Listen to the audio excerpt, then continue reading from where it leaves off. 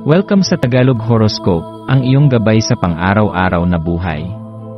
Hatid namin ang pinakadetalyadong horoscope na magsisilbing gabay mo sa pera, trabaho, pag-ibig, kalusugan, at swerte. Naway magtagumpay sa buhay ang lahat ng ating tagapakinig at subscribers sa buong mundo. Maraming salamat sa pag-subscribe at tanggapin ang siksik, liglig, at umaapaw na biyayang hatid ng Tagalog Horoscope. Narito ang iyong pang-araw-araw na horoscope para sa Virgo para sa Pebrero 16, 2025. Sa araw na ito, maaaring maramdaman mo ang matinding pagnanais na gawing perpekto ang lahat ng iyong ginagawa. Bilang isang Virgo, likas sa iyo ang pagsisikap na gawing maayos, organisado, at pulido ang bawat aspeto ng iyong buhay. Ang pagiging metikuloso mo ay isang natatanging katangian na nagbibigay sa iyo ng kakayahang mapansin ang maliliit na detalye na hindi nakikita ng iba. Ngunit sa araw na ito, paalalahanan ang iyong sarili na ang tunay na kagandahan ay hindi laging matatagpuan sa pagiging perpekto kundi sa kakayahang yakapin ang proseso ng pag-unlad. Ang mga pagkakamali ay hindi hadlang kundi bahagi ng iyong paglalakbay, mga hakbang na humuhubog sa iyo tungo sa mas mataas na antas ng kaalaman at pagkatuto.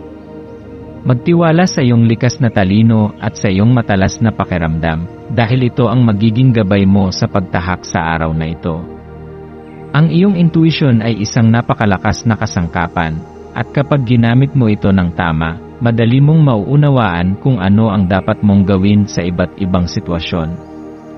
Maaring may mga desisyong kailangang gawin ngayon, at sa halip na masyadong mag-overthink, hayaang ang iyong puso at isipan ay magtulungan upang makita ang pinakamalinaw na sagot. Minsan, hindi kinakailangang malaman mo ang lahat ng sagot bago ka gumawa ng hakbang. Ang mahalaga ay ang iyong tiwala sa sarili at ang iyong determinasyong sumulong. Habang ang buwan ay lumilipat sa ilalim ng impluwensya ng Libra, mas nagiging malinaw ang iyong emosyon at damdamin. Ang enerhiyang ito ay nagdadala ng panawagan upang suriin ang iyong sarili, ano ang iyong tunay na nararamdaman. Mayroon bang mga kaisipan o damdamin na hindi mo pa ganap na naiintindihan?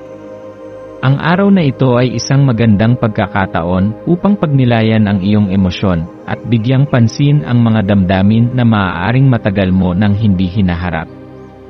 Ang kalinawan ng isip ay isang mahalagang biyaya, at ngayong araw, madarama mo ito ng mas matindi.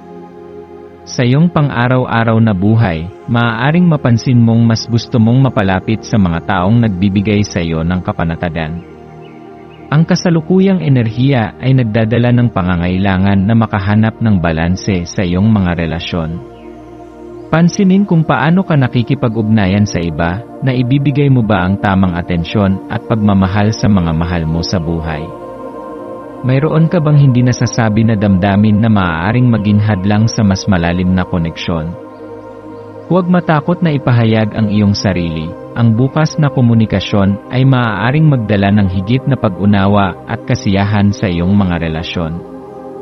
Habang lumilipas ang araw, maaaring maramdaman mong tila may kakaibang puwersang humihila sa iyo upang maglaan ng oras sa iyong sarili.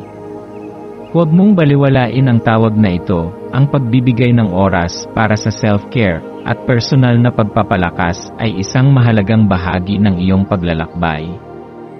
Maaaring makatulong ang isang simpleng meditation, pagsusulat sa iyong journal, o isang tahimik na paglalakad sa kalikasan upang bigyang linaw ang iyong isipan. Minsan, ang pinakamaliliit na gawain ang siyang may pinakamalaking epekto sa ating pangkalahatang kagalingan. Isa pang mahalagang aspeto ng araw na ito ay ang posibilidad na may isang estranghero o bagong kakilala na magdadala sa iyo ng mahalagang kaalaman o koneksyon. Ito ay maaaring isang kaswal na pag-uusap, isang pagkakataong magbahagi ng ideya, o isang simpleng sandali ng pagkakaintindihan. Ano man ito, huwag mong baliwalain, ang bawat taong nakakasalamuhan natin ay may dalang aral o mensahe na maaaring makatulong sa ating landas.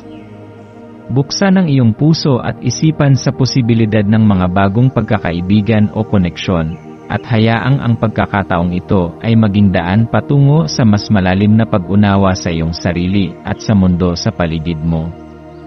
Sa aspeto ng trabaho at karera, maaaring may mga bagong ideya o proyekto na biglang lilitaw. Ito ay isang magandang pagkakataon upang ipakita ang iyong dedikasyon at talento. Huwag kang matakot na ipakita ang iyong mga kakayahan, dahil ang iyong sipag at tiyaga ay hindi mawawalan ng gantimpala. Kung may mga pagsubok na dumarating, tandaan na ang bawat hamon ay isang pagkakataon upang mas lumakas at lumago. Ang iyong pagiging masinop at mapanuri ay magiging susi sa tagumpay mo ngayon.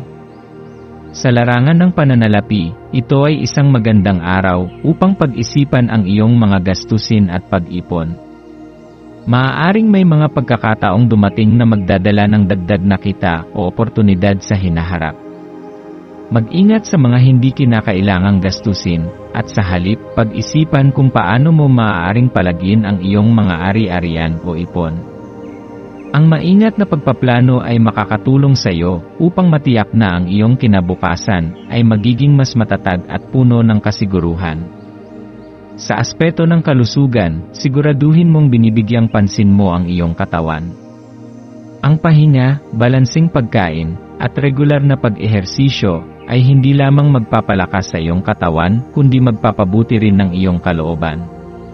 Minsan, masyado tayong abala sa ating mga gawain, kaya nakakalimutan nating alagaan ang ating sarili. Huwag mong hayaan itong mangyari, ang iyong kalusugan ay iyong kayamanan, kaya pahalagahan mo ito. Ang iyong maswerteng kulay ngayong araw ay puti. Ang kulay na ito ay sumisimbolo ng kaliwanagan, kapayapaan, at kalinisan ng isipan. Ang pagsusuot ng kulay na ito o pagkakaroon ng bagay na may ganitong kulay sa iyong paligid ay maaaring magdala ng positibong enerhiya sa iyong araw. Ang mga numerong magdadala sa iyo ng swerte ay 3, 11, at 22. Isang maswerteng gawain na maaari mong gawin ngayon ay ang pagsulat ng iyong mga pangarap at layunin sa papel.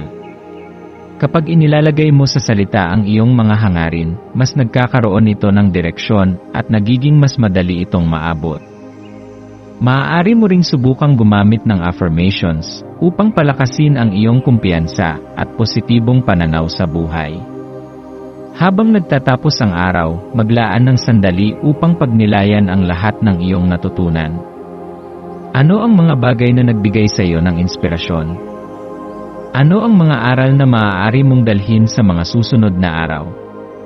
Alalahanin na bawat araw ay isang bagong simula, isang pagkakataong gumawa ng mas mabubuting desisyon at mas mapalapit sa buhay na iyong minimiti. Huwag kalimutang ipagmalaki ang iyong sarili. Ang iyong sipag, tiyaga, at pagmamahal sa iyong ginagawa ay mga katangiang nagtatangi sa iyo sa iba. Magtiwala sa iyong sarili at sa landas na iyong tinatahak, dahil ang universo ay palaging may magandang plano para sa iyo.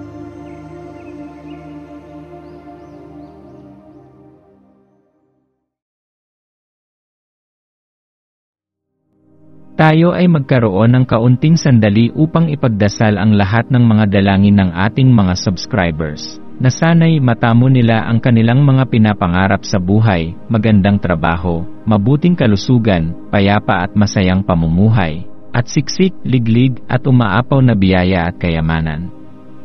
Ipinagdarasal namin ng mataimtim ang lahat ng mga komento sa nakaraang video, at hinihiling namin, Panginoon, na pagpalain mo ang ating mga subscribers ng masayang buhay sa mundong ibabaw. Maraming salamat po.